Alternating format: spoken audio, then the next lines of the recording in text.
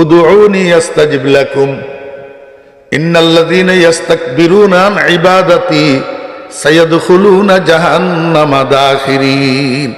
আন ইবাদাতি, হ্যাঁ, ইন্নাল্লাযীনা ইস্তাকবিরুনা আন ইবাদাতি, এই ইবাদাতি অর্থ আন দোয়াই, আন দোয়াই। আয় আল্লাহ, আপনি বাংলায় বলেন না আয় আল্লাহ, ইবাদত হলো। কি হলো? ইবাদত। এই আল্লাহ শব্দ এটা উচ্চারণ করা কি ইবাদত। তাহলে আমরা হাটে বাজারে রাস্তায় ঘাটে চায়ের দোকানে ঘরে বাড়িতে এখানে ওইখানে বসি বসি আজে বাজে গল্প গুজব না করি, আল্লাহ আল্লাহ আল্লাহ আল্লাহ আল্লাহ আল্লাহ আল্লাহ আল্লাহ, আপনার পুরা সময়টা আমলনামার মধ্যে ইবাদত হিসেবে লেখা হবে। আমরা তো কাজ করতে জানি না, শুধু আকাম করতে জানি। আকাম বুঝেননি? আকাম, আমরা আকাম করতে জানি, কাম করতে জানি না।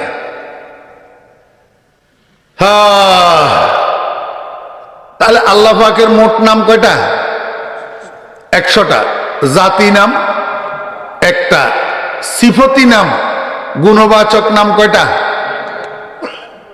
জি 99টা।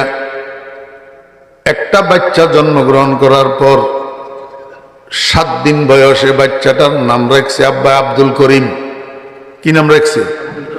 আব্দুল করিম। 6 বছর বয়সে বাচ্চা এটাকে নুরানি মাদ্রাসায় ভর্তি করা হয়েছে। 3 বছর নুরানি পড়ার পরে এবার হেফজখানায় ভর্তি করা হয়েছে। আর 3 বছরে অর্থাৎ 12 বছর বয়সে ছেলে এটা হেফজখানার থেকে হাফেজ হইয়া বাইর হয়েছে। এইবার মা বাপ আত্মীয় স্বজন কেউ আর আব্দুল করিম নাম ধরি ডাকে না, সবাই বলে হাফেজ সাহেব। ঠিক না বে? ঠিক কর। কি বলে? হাফেজ সাহেব। এই ছেলেটা হেফজ করার পরে মাওলানা এনাম সাহেবের কিতাবখানা মাদ্রাসায় ভর্তি হয়েছে। এইখান থেকে প্রাথমিক লেখাপড়া করার পরে এবার খতমে নবুয়ত মাদ্রাসায় ভর্তি হয়েছে। সেখান থেকে দাওরায়ে হাদিস পাশ করার পরে এইবার গ্রামে বাড়িতে ঘরে আত্মীয় স্বজন সবাই বলে মাওলানা সাহেব। কি ডাকে?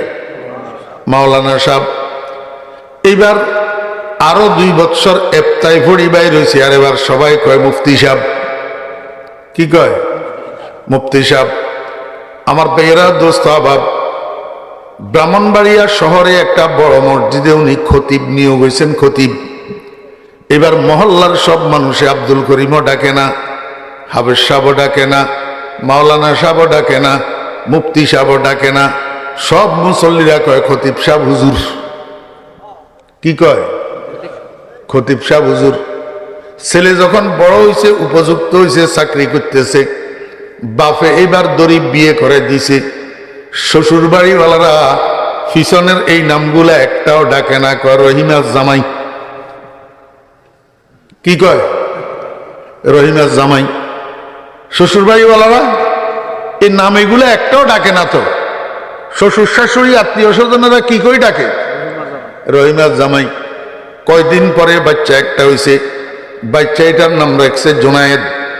এখন বাপের বাড়িওয়ালা শ্বশুর বাড়িওয়ালা সবাই কয় জোনায়েদের বাপ। ঠিক না বে? ঠিক কর। তাহলে নাম রাখলো আব্বাই 7 দিনের দিনে একটা আব্দুল করিম। এবার নাম কয়টা হইল? আমার বেয়েরা দোস্ত আবাব, বেশ কয়েক বছর পরে এলাকার মানুষ যখন দেখছে হুজুর অত্যন্ত দিনদার, ভদ্র, চরিত্রবান, আমানতদার, সবাই মিলি পরামর্শ করি হুজুরে বানাই দিছে ইউনিয়ন পরিষদের চেয়ারম্যান। এখন গ্রামের মানুষে কয় চেয়ারম্যান সাহেব হুজুর। এবার কয়টা হইল নাম? ওই আব্দুল করিম এটা হইল জাতি নাম, আর বাকিগুলা সব গুণবাচক নাম, সিফতি নাম। এমনি ভাবে আল্লাহ পাকের একটা নাম জাতি নাম আল্লাহ, আর রহমান, আর রহিম, আল মালিক, আল হাই, আল কাইয়ুম, আল খালেক, আর রাজিক, আল ইলাহু, আর রব্বু, আল মাবুদু, এগুলা সব হইল আল্লাহ পাকের সিফতি নাম, গুণবাচক নাম। এই পর্যন্ত কথা বুঝছেন? তাহলে আল্লাহ পাক আলমে আরওয়াহ তথা রূহ জগতে মানুষের থেকে যে স্বীকারোক্তি নিল, সেখানে একটা গুণবাচক নাম ব্যবহার করছেন, রব্বুন। কি ব্যবহার করছেন? রব্বুন। এই রব্বুন গুণবাচক নাম, এইটার উপরে কেন স্বীকারোক্তি নিলেন? অথচ আমাদেরকে কলমা পড়াইলেন আল্লাহ পাক আর একটা গুণবাচক নাম দিয়া, আল ইলাহু। আল, আপনারা কলমা কি পড়ছেন? লা ইলাহা ইল্লাল্লাহ, লা ইলাহা ইল্লাল্লাহ। এইটার মধ্যে আল্লাহর দুইটা নাম আছে, একটা জাতি নাম আর একটা সিফতি নাম। আল্লাহ জাতি নাম আর ইলাহুন সিফাতি নাম। এই দুইটা নাম দিয়ে আমাদেরকে আল্লাহ পাক কলমা পড়াই ইমানদার বানাইছেন। কিন্তু রূহ জগতে আমাদের থেকে স্বীকারোক্তি নেওয়ার বেলায় আল্লাহ পাক অন্য কোনো গুণের উপরে স্বীকারোক্তি নিলেন না। জিজ্ঞাসা করলেন না, আলাস্তু বে ইলাহিকুম, আমি নই কি তোমাদের মাবুদ? জিজ্ঞাসা করলেন না, আলাস্তু বে খালিকিকুম, আমি নই কি তোমাদের বানানেওয়ালা? এটা জিজ্ঞাসা করলেন না। জিজ্ঞাসা করলেন, আলাস্তু বে রব্বিকুম, আমি নই কি তোমাদের লালন পালন করনেওয়ালা? এই গুণ, লালন পালনের গুণ, এইটার উপরে আল্লাহ পাক স্বীকারোক্তি আদায় করলেন কেন? আমার বেরা দোস্ত আবাব, আল্লাহ কয় বান্দা দুনিয়াতে যাওয়ার পরে আমার অন্য কোনো গুণ নিয়ে দুনিয়ার মানুষ এত টানাটানি করবে না।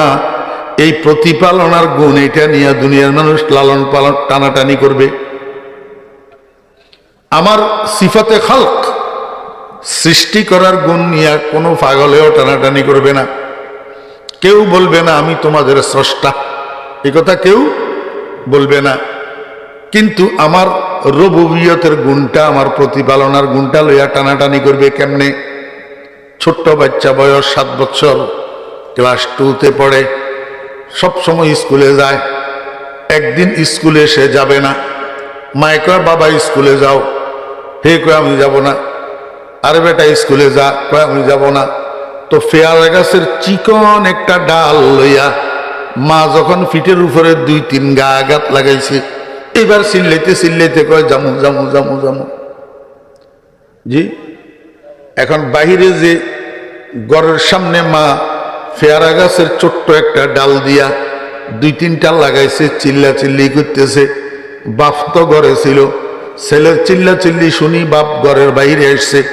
আসি দেখে মায়ে ছেলেকে মারে। এখন বাপের সয় না।